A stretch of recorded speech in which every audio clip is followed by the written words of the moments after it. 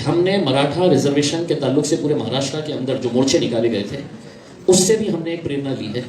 और ये प्रेरणा ली है कि जब सड़क के ऊपर पूरा मराठा समाज उतरा कि मेरे समाज को रिजर्वेशन मिलना चाहिए, तो उसमें है तो कई सारे शिवसेना के मराठा थे, भाजपा के मराठा थे, कांग्रेस के मराठा थे, एनसीपी के मराठा थे, सभी राजनीतिक दलों के मराठा बोलकर वहां पे उतरे थे। लेकिन जब हम उतरे हैं इस लड़ाई के अंदर तो सिर्फ मजलिस इत्तेहाद और मुस्लिमीन उतरी है यहाँ पर।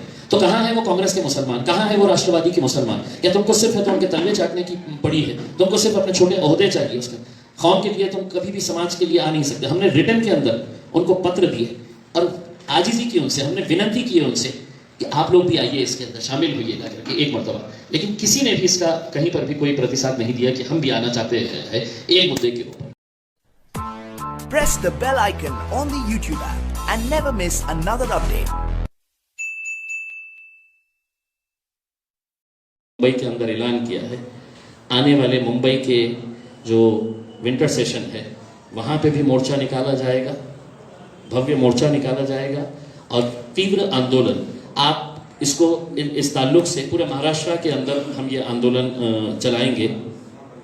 इस फिल्म के अंदर आपने महज कुछ 8-10 लोगों को ही देखे हैं, ये फिल्म और बढ़ेगी। अभी ये फिल्म के अंदर उन लोगों की भी ज़बानी आएगी जिन लोगों ने किस तरह से लड़े थे। उसमें शायद फिर शरद पवार साहब भी हो सकते हैं, उसमें और बहुत सारे नेता हो सकते हैं जो उस वक्त मुसलमानों के ताल्लुक से कितने हमदर्दी जताते थे और आज उनका रवैया मुसलमानों के ताल्लुक से क्या है करके। तो यही आप लोगों से बात करना था। मैं आप तमाम लोगों का शुक्रिया अदा करता हूँ और इस मौके के ऊपर महाराष्ट्र की पुलिस का भी तहे दिल से शुक्रिया अदा करता हूँ कि उन्होंने हमारे इस पूरे सफ़र के दौरान, ठीक है, उन्होंने अपना काम किए, उनकी ड्यूटी थी। हमने भी बहुत अच्छे तरीके से जो उनको वादा किया था कि कहीं पर भी कोई भी ऐसी हरकत नहीं होगी कि जिसकी वजह से लोगों को तकलीफ़ होगी और पुलिस को तकलीफ़ होगी। हम अपने वादे के ऊपर खड़े रहे। तो हम महाराष्ट्र के जितने भी मजलिस के नौजवान साथी हमारे कोने कोने से आए थे, मैं उन लोगों का भी तहे दिल से शुक्रिया अदा करता हूँ और सिर्फ इतना बताना चाहता था कि ये सिर्फ एक आगाज़ था, ये सिर्फ एक शुरुआत थी। अभी आगे और भी बहुत लंबी लड़ाई लड़ना है और इसके अंदर हम सब मिलकर साथ में लड़ेंगे। मुझे खुशी है इस बात की कि हम यहाँ से जब सफ़र शुरू किए तो हमने मराठा समाज का वो युवक काका साहेब शिंदे जिसका पुतला वहाँ पर कायगांव के पास लगाया हुआ है, उससे हमने प्रेरणा लेकर आगे गए हैं। और वो प्रेरणा ये थी कि जब अपने समाज की बात आती है तो अपनी जान देने से भी कोई पीछे नहीं हटता है करके वो नौजवान लड़के ने मराठा समाज को रिजर्वेशन मिलना चाहिए, उसके लिए उसने ये परवाह नहीं की, उसने अपनी जान की आहुति दी, बलिदान दिया। तो हमको भी ऐसा लगा कि हम वहाँ पर रुकेंगे। सिर्फ पूरे सफ़र के दौरान हमारा एक स्टॉप था वहाँ पर कि वहाँ पर हमने उसको श्रद्धांजलि दिए और एक तरीके से हमने उस लड़के से हमने प्रेरणा लिए कि अगर अपने समाज के हित के लिए अगर लड़ना है तो आपकी जान की परवाह भी नहीं करना है। तो इसके बाद आप लोगों के जो भी सवाल है आप पूछ सकते हैं, एक एक करके हाथ उठा के अगर पूछेंगे तो मेरे हिसाब से मेरे लिए भी ज़रा आसानी हो जाएगी उसके लिए। शुक्रिया, बोलिए। जैसा कि आपने कहा कि काका साहब शिंदे से आपने प्रेरणा ली, तो इसका दूसरा मतलब ये हो रहा है कि रिजर्वेशन के लिए मुसलमानों को जान की बाजी लगाना चाहिए। देखिए, काका साहेब शिंदे के लिए हम इस वजह से गए थे कि हमने मराठा रिजर्वेशन के ताल्लुक से पूरे महाराष्ट्र के अंदर जो मोर्चे निकाले गए थे उससे भी हमने एक प्रेरणा ली है। और ये प्रेरणा ली है कि जब सड़क के ऊपर पूरा मराठा समाज उतरा कि मेरे समाज को रिजर्वेशन मिलना चाहिए, तो उसमें है तो कई सारे शिवसेना के मराठा थे, भाजपा के मराठा थे, कांग्रेस के मराठा थे, एनसीपी के मराठा थे, सभी राजनीतिक दलों के मराठा बोलकर वहाँ पे उतरे थे। लेकिन जब हम उतरे हैं इस लड़ाई के अंदर तो सिर्फ मजलिस इत्तेहाद और मुस्लिमीन उतरी है यहाँ पर। तो कहाँ है वो कांग्रेस के मुसलमान, कहाँ है वो राष्ट्रवादी के मुसलमान? क्या तुमको सिर्फ है तो उनके तलवे चाटने की पड़ी है, तुमको सिर्फ अपने छोटे ओहदे चाहिए उसका कौम के लिए, तुम कभी भी समाज के लिए आ नहीं सकते। हमने रिटर्न के अंदर उनको पत्र दिए और आजिजी की उनसे, हमने विनती की उनसे कि आप लोग भी आइए इसके अंदर शामिल होइएगा करके एक मरतबा। लेकिन किसी ने भी इसका कहीं पर भी कोई प्रतिसाद नहीं दिया कि हम भी आना चाहते हैं एक मुद्दे के ऊपर। तो हमारा ये कहना सुबह ये तो सर, जिस तरह से माहौल देखा जा रहा है पूरे महाराष्ट्र में, तो क्या आपको लगता है सर कि मुसलमानों को खुला खुला कि जातिवाद की राजनीति चल रही है? क्या मुसलमान लोग आपको नहीं देंगे? आपको लगता है सर? नहीं नहीं नहीं, ये जातिवाद की राजनीति नहीं है। ये आपको सिर्फ बेवकूफ़ बनाने के धंधे चल रहे हैं। ये सिर्फ आपके साथ खिलवाड़ किया जा रहा है। देखिए, इसीलिए इनका सवाल बहुत दुरुस्त है कि आपने इसी वक्त क्यों किया है। अरे हमने तो जानबूझकर किए हैं इसी वक्त कि तुम आओ हमारे मोहल्ले के अंदर दोबारा, किसी ना किसी से तो। और ये जब जिंदा रहेगा, वो जब प्रेस कॉन्फ्रेंस लेंगे तो आप भी पूछेंगे उनसे, आप भी पूछेंगे उनसे कि साहब ये लोग मुंबई आए थे, आप इसके बारे में क्या कर रहे हैं करके इसमें। और जो हम सवाल कर रहे हैं उसका जवाब दीजिएगा उसमें। आप ये उधर उधर घुमा फिरा के मत बोलिएगा उसमें कि साहब आप पश्चिम बंगाल में क्यों गए थे, आप हार गए थे, आप इनकी बी टीम उनकी बी टीम। अब कोई मतलब किसी को ये हजम ही नहीं होती है बात। सर, हमारा काम मेहनत करना है, हम कोशिश करना हमारा काम है। नतीजे क्या होते हैं करके ये वक्त बताएगा। और उसकी एक जिंदा मिसाल ये है कि जब हम कोशिश करें औरंगाबाद में, तो आज इस कुर्सी के ऊपर बैठे हैं करके। उस वक्त कॉन्फिडेंस था नहीं था ये नहीं पता है, लेकिन हमने लोगों को बोला था कि कोशिश करो, अगर कोशिश करेंगे ईमानदारी के साथ तो नतीजा निकलेगा। तो ये नतीजा है उसी कोशिश का। नसीम खानेने आरोप केला आहे की एमआय ही एक गाडी आहे ज्यात भाजप जेवढं पेट्रोल टाकते तेवढंच ते चालतं। देखिए, कितनी मरतबा हम इसका जवाब देंगे। ये एक होता है ना, उसमें नाच न जाने आंगन टेढ़ा वाला मामला है इसके अंदर कि साहब हाँ, मैं क्या इनको जवाब दूं। तो दोबारा वही मुद्दे लेकर आएंगे। चलिए साहब, ये मान भी लिया है कि वो पेट्रोल डाल रहे हैं करके। मैंने आपसे 2 सवाल किया, आप मेरे 2 सवाल का जवाब दे दीजिए ना उसमें कि आप मुसलमानों को रिजर्वेशन देंगे नहीं देंगे करके। और अगर नहीं देंगे तो आप हमको बता दीजिएगा, और देंगे तो हम तो आपके लिए मैदान खुला छोड़ रहे हैं। आप तो ये समझ लीजिएगा कि पूरे नगर परिषद नगर पालिकाओं के अंदर आप धूम मचा सकते हैं। एमआईएम नहीं रहेगी। एमआईएम बोलेंगे कि नहीं, इन्होंने हमारे कौम के साथ है तो हमारा साथ दिया है करके हम इलेक्शन में नहीं करेंगे। और आरिफ नसीम खान अगर चाहे तो मैं उनके प्रचार के लिए उनके लिए भी जाऊंगा उसके अंदर कि साहब देखो आपने मेहनत की है करके हमारे लिए। मुंबईच्या सभेमध्ये जी, गफ्फार कादरीने तुमची एवढी कौतुक केलं तिथं, त्याच्यापेक्षा डबल कौतुक तुम्ही त्यांचं केलं। नहीं, एक बात बिल्कुल सही है कि नहीं, एक बात सही है कि ये रैली नहीं होना, ये प्रोग्राम नहीं होना, इसके लिए जो ताकतें लगाई गई थी, जो राजनीति वहाँ पर चल रही थी, जो पुलिस का दबाव वहाँ पर लगाया गया था, आप ताज्जुब करेंगे कि हमने कितनी जगहों के ऊपर, कितने ग्राउंड्स के हमने पैसे भर डाले। कुणाल खरात यहाँ पर बैठे हुए हैं, नवी मुंबई के ग्राउंड का हमने पैसा भर डाले 80,000 रुपये, 80,000 रुपये ग्राउंड का पैसा भर डालिए, फायर की एनओसी निकालिए, ये कर लिए। सब होने के बाद फिर पता चलता है वहाँ का जो इंचार्ज है वही बोलता नहीं साहब वो पुलिस वाले थोड़ा सा ये कर रहे हैं। फिर पुलिस वालों से जब पूछते तो पुलिस वाले बंद जबान के अंदर हमको बता देते कि साहब ऊपर से यहाँ से ये आया हुआ है करके कि आप लोगों को नहीं देना है करके। जब ये पूरे मामले हमको समझ में आए कि ऐसी साजिशें हो रही है करके, तो मैंने खुद ने है तो हमने गफ्फार कादरी साहब को बोले कि साहब आप जाके वहाँ पर बैठिएगा और किसी भी हालत के अंदर हमको ग्राउंड लेने का है करके। तो ये गफ्फार कादरी साहब के वहाँ पे जाने से मतलब मैं सही मायनों में अगर देखा जाए तो ये काम गफ्फार कादरी साहब का नहीं था, ये मेरी मुंबई की टीम का था। उसमें वो लोग नहीं कर पा रहे थे, इसलिए डॉक्टर गफ्फार कादरी साहब वहाँ पे गए और उन्होंने ये काम करवाया। तो वो जो सभा हुई है वो डॉक्टर साहब ने किया है और हमारी ये वो है कि जो अच्छा काम करता है हम यकीनन उसका, और आपकी भी तारीफ किया मैं, आप थे नहीं उसमें कि आप भी मेरे साथ मुंबई तक चले हैं इतना सफ़र तय करके।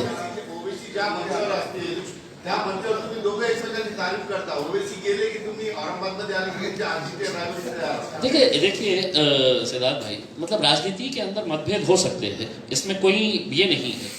कुछ मुद्दों के ऊपर हो सकता है कि डॉक्टर साहब के कुछ फैसले मुझे पसंद नहीं आते होंगे या मेरे फैसले जो है वो समीर साजिद को पसंद नहीं आते होंगे या शारिफ को, बट अल्टीमेटली जो है हम सब पार्टी के लिए काम करते हैं। छोटे मोटे बातें हैं तो हर राजनीति के अंदर होती है इसमें, लेकिन इसमें ऐसा नहीं है कि नहीं साहब हम तो बिल्कुल हमारे पास कुछ भी नहीं होता है करके। होते हैं, हर राजनीतिक पार्टी के अंदर होते हैं। इसका मतलब ये थोड़ी है कि हम अपने लक्ष्य से भटक रहे हैं करके उसमें। तो ये हमारा मुद्दा नहीं है कि मतलब और आप कितनी भी कोशिश कर ले मजलिस टूटने वाली नहीं है, हम पूरी ताकत के साथ खड़े रहेंगे उसके अंदर। थोड़ा सिद्धार्थ भाई को मैं बोलना चाहता हूँ कि कुछ मसाला आपको भी चाहिए होता है, मगर गैर जोर मसाला आने की जरूरत नहीं है। पूरी पार्टी, पूरी महाराष्ट्र की यूनिटें एकजुटी से काम करें। जब कोई खानदान में कुछ लोग होते हैं तो आपस में कुछ बातें होती है, भाई भाई में कुछ बातें होती है, मगर जब कुछ तय हो जाती है, इम्तियाज जलील साहब का हुक्म आता है एज ए पार्टी प्रेसिडेंट, हम सब की जिम्मेदारी है और इंशाल्लाह वैसे ही होता है, होता रहेगा और होता है। आप इस किस्म के मसाले को ज़्यादा हवा मत दीजिए। आप भी बाहर आने मत देना, उसको कोई देखेगा। हो गया?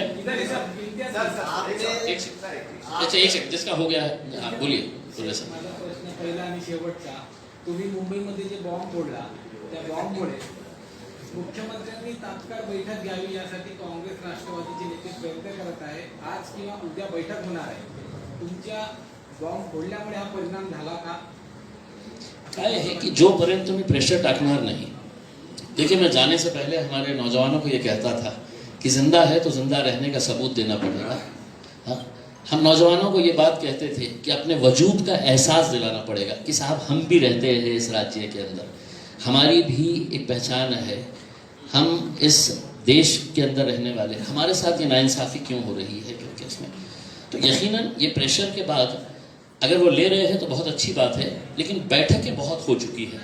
अब फैसला करके उठिएगा, फैसला करके उठिएगा, वरना बैठक के बाद है तो वही नवाब मलिक साहब बाहर आके निकलेंगे या मी लवकरात लवकर हे निर्णय घेणार आहे, तर त्याचा अर्थ काही राहणार नाही। फिर विधानसभा के अंदर एक आध आमदार इतनी जोर से वो करेंगे कि ये अमीन पटेल के जैसा उसकी आवाज़ बैठ जाएगी उसमें। अरे मतलब मुझे तो ऐसा लगता था कि और फैक्ट यही है कि हमने है तो आज मुसलमानों के सामने एक हकीकत सामने ला के रखी है कि तुम्हारा इस्तेमाल सिर्फ एक रबर स्टैम्प की तरह किया जाता है। 5 साल के अंदर वो आते हैं, तुमको दिखाते हैं, सपने दिखाते हैं। आज बताइए ना कि अगर वक्फ बोर्ड को उन्होंने 500 करोड़ रुपए का अगर पैकेज दे दिए है तो किसी भी राज्य सरकार के लिए कौन सी बड़ी बात है 500 करोड़ रुपए। और 500 करोड़ के अंदर हम है तो इतने सारे स्कूल्स जो मुस्लिम बच्चों के लिए हम बना सकते हैं। हमारे पास जितनी वक्फ की ज़मीनें बची हुई है, हमने नक्षत्रवाड़ी के अंदर 8.5 एकड़ ज़मीन है तो निकलवाए वहाँ से। अब हमारे को चिंता ये है कि अब वो ज़मीन के ऊपर हम करें क्या, क्योंकि हमारी वक्फ बोर्ड की तिजोरी पूरी खाली पड़ी हुई है। वो पैसा देंगे तो हम कम से कम वहाँ पर कुछ अच्छा हॉस्पिटल बना देंगे, स्कूल्स बना देंगे, कॉलेज बनाएंगे, कुछ तो भी इस तरह के काम कर सकेंगे। जैसे दत्ता ने दिन भर मेरा लिया है पूरा गाड़ी के अंदर, आज भी दिल भरा नहीं है। बोलो दत्ता। प्रकाश आंबेडकर काही दिवसापूर्वी तुमचे सहकारी होते, मात्र त्यांनी आता येणाऱ्या निवडणुका लढवण्यासाठी मुस्लिम लीग आणि राष्ट्रीय जनता दलासोबत अलायन्स करण्याचा निर्णय घेतलेला आहे। ते कुठेतरी निराश झालेत का एमआयएम वरून किंवा मुस्लिम मतदार? नाही, मतलब त्यांनी एक स्पष्ट सांगितलं होतं की ते एमआयएम सोबत जाणार नाही आहे क्योंकि आणि बघा आमची तयारी हे असते की आम्ही एकटं लढण्याची आमची तयारी आहे। कोणी आलं तर चांगलं, नाही आलं तर बघू। सोबत चाललेत मुस्लिम लीग सोबत ते आता अलायन्स करतायत। देखिए ना साहब, मतलब मुझे भी बहुत डर लगता है, मुस्लिम लीग इतनी बड़ी पार्टी है कि कैसा होगा हमारा। 5 साल के लिए इलेक्शन से दस्तबरदारी इमाम के लिए हाँ, हाँ। नहीं, 5 साल बोला नहीं हूँ मैं, 5 साल नहीं, बहुत लंबा चले गए हैं आप उसमें। ये आप कर दीजिएगा। महानगर पालिका ये बोल रहे हैं ना कि हम महानगर पालिका नगर पालिकाओं के इलेक्शन को देखकर है तो हमने इस वक्त की टाइमिंग की है करके। अरे एक इलेक्शन है तो अपनी कौम की खातिर हम कुर्बान कर डालेंगे उसके अंदर, कोई बड़ी बात नहीं है मजलिस के लिए, उसमें कोई वो नहीं है। देखिए मुसलमानों की भलाई होना उसमें, आप ये समझ लीजिए ना, उसमें हमारे नगर परिषद नगर पालिकाओं के अंदर मेंबर्स चुनकर आ रहे हैं। हमारी लड़ाई तो ये है कि अब हम उनके साथ है तो हमारे एमपीज बनाएंगे, हमारे एमएलएज बनाएंगे करके उसमें।